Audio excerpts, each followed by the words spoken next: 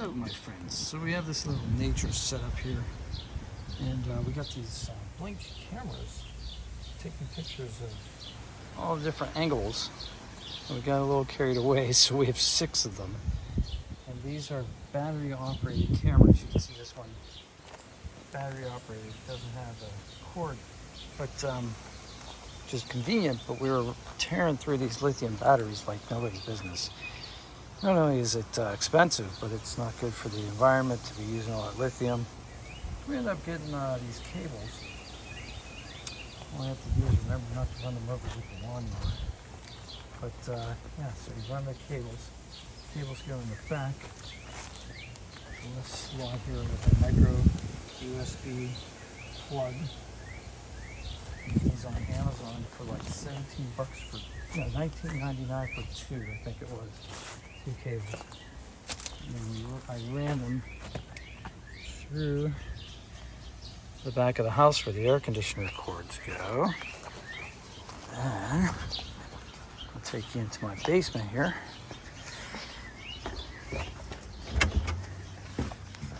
They just have a little USB. So you have micro USB on one side, and then they have USB on this side.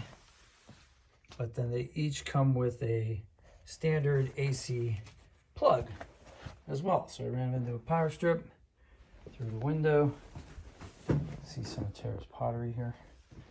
Some of mine as well. And when you get the box, this is kind of what it looks like. It's got several like cord mounting brackets if you were gonna put them somewhere where that would be a factor.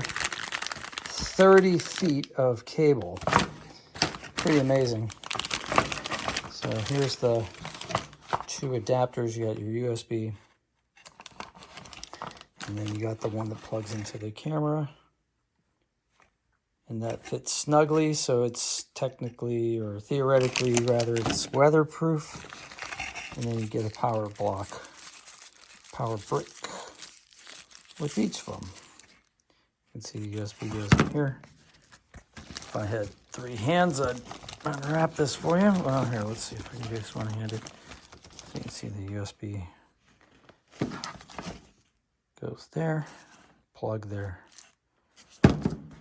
So that's it. So if you have any questions, go ahead and put it in the comments, and I'd love to see how your nature photography setup looks.